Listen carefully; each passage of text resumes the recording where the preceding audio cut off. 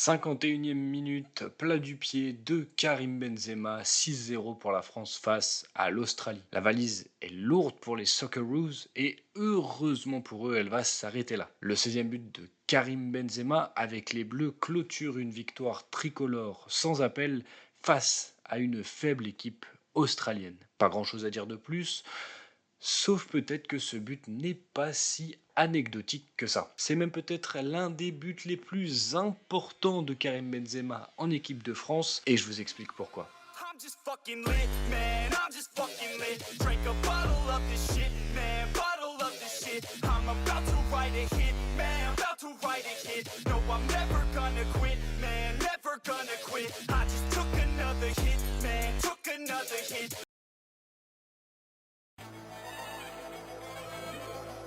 Si au cours des années, Karim Benzema est devenu une légende du football, rien n'a été rose pour le natif de Lyon. Bien que champion d'Europe des moins de 17 ans en 2004, avec une génération dorée, on peut compter par exemple Samir Nasri, Jérémy Ménez, Hatem Ben Arfa, eh bien, il n'était absolument pas considéré comme un crack dans l'équipe. Pour preuve, il n'était même pas titulaire lors de cet Euro 2004. Pourtant, il ne va cesser de travailler, découvrant même la Ligue 1 en 2005 grâce à Paul Le Guen et adressant une passe décisive lors de son premier ballon touché. De suite, on se rend compte de l'importance de Karim Benzema dans le jeu d'une équipe.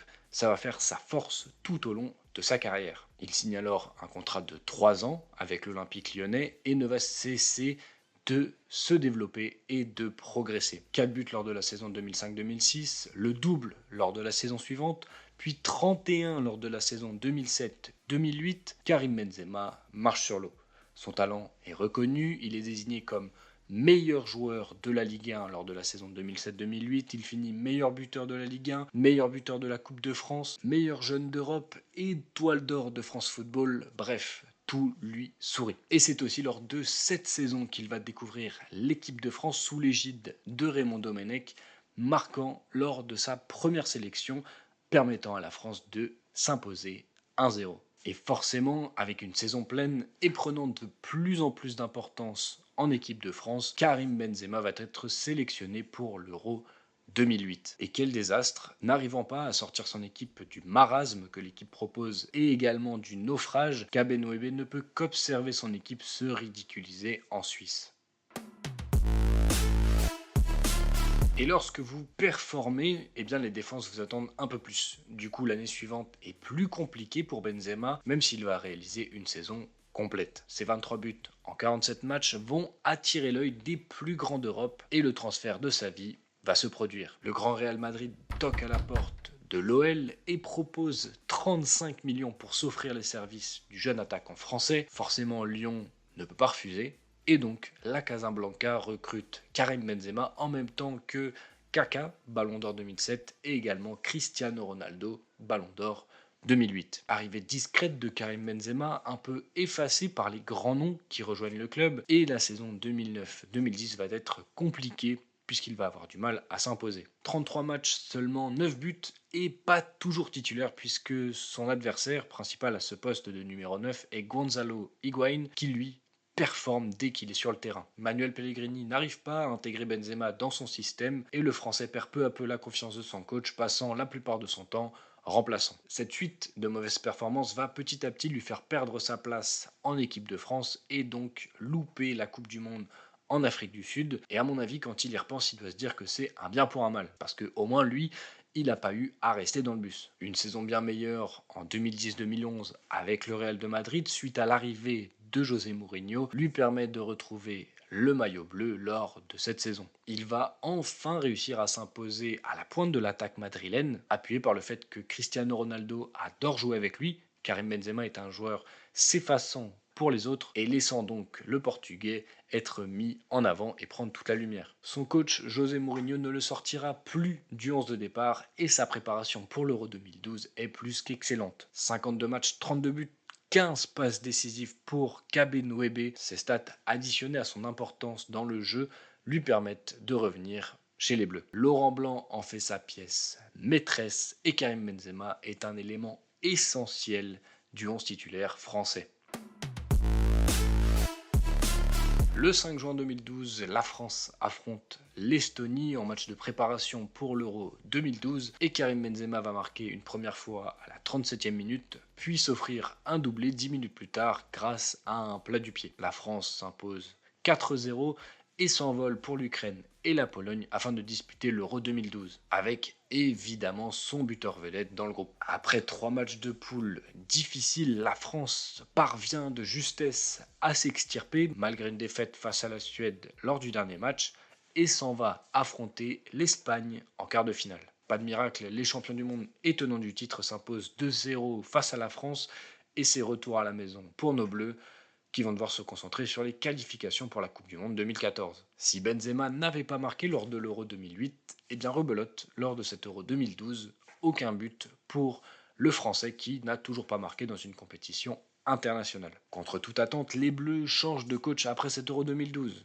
Exit Lolo White, bonjour Didier Deschamps, qui va continuer d'appeler Karim Benzema et d'en faire son homme fort. Le Bayonnais reste sur les mêmes bases que Blanc lors de ses premières listes. Karim Benzema est un élément essentiel à son système, étant même titulaire pendant les 11 premiers matchs de Deschamps à la tête des Bleus. Premier match face à l'Uruguay, pas de but pour Benzema. La Finlande, pas de but. La Biélorussie, pas de but également.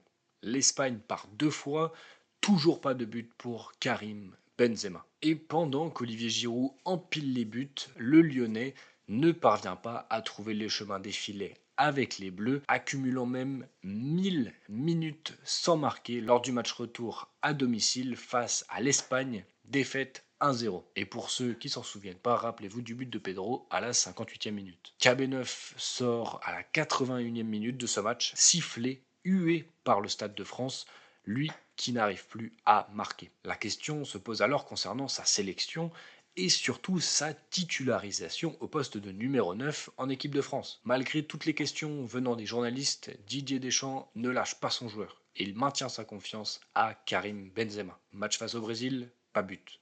Belgique, pas but.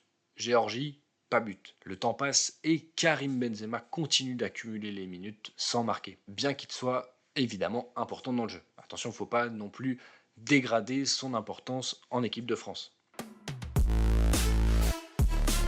Et alors que la France se lance dans une série de matchs amicaux en 2013, Dédé sort Karim Benzema de son 11 lors d'un match face à l'Australie. L'équipe de France ouvre la marque grâce à Franck Ribéry à la 8e minute, avant que Giroud n'inscrive un doublé et que Cabaye y aille également de son but avant la mi-temps. 4-0 pour les Bleus au bout de 45 minutes. Deschamps le sait, c'est un match d'attaquant, un match dans lequel il y a des espaces. Si Karim Benzema doit enfin mettre fin à sa disette de buts, c'est maintenant. Il le rentre donc à la mi-temps en lieu et place de Olivier Giroud et on a un nouveau but de l'équipe de France. Non, c'est pas Benzema, c'est bien Mathieu Debuchy qui, à la 47e minute, marque le 5e but français. Les minutes défilent, on est alors à la 51e minute. Franck Ribéry adresse un centre parfait pour Karim Benzema qui reprend du plat du pied. Ça y est, Karim Benzema brise la malédiction après 1222 minutes sous le maillot bleu sans marquer. Ce temps entre le 15e et le 16e but est un record en équipe de France, en tout cas en termes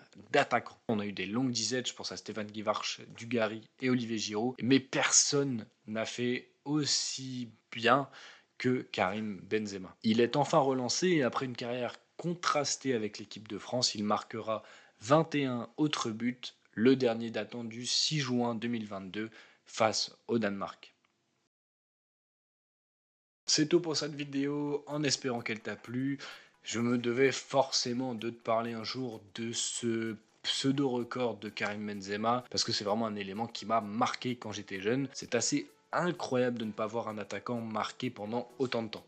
Et personnellement, franchement, c'est un point de l'histoire de l'équipe de France qui m'a marqué. Et en plus, bah voilà, c'est un élément important de l'histoire récente des Bleus, donc ça changeait un peu des 2 autres vidéos que j'avais pu vous faire auparavant. Si la vidéo t'a plu, pense à la liker, pense également à t'abonner à cette chaîne et à activer la cloche pour pas louper les prochaines vidéos qui sortiront. Je t'invite à voir tous les comptes en tribune sur les réseaux sociaux et également à nous suivre sur Twitch. On est en live tous les lundis à 21 h. On parle de foot et également de Ligue 1. Et évidemment, n'oublie pas ton cornet de frites et ta boisson et viens nous rejoindre en tribune.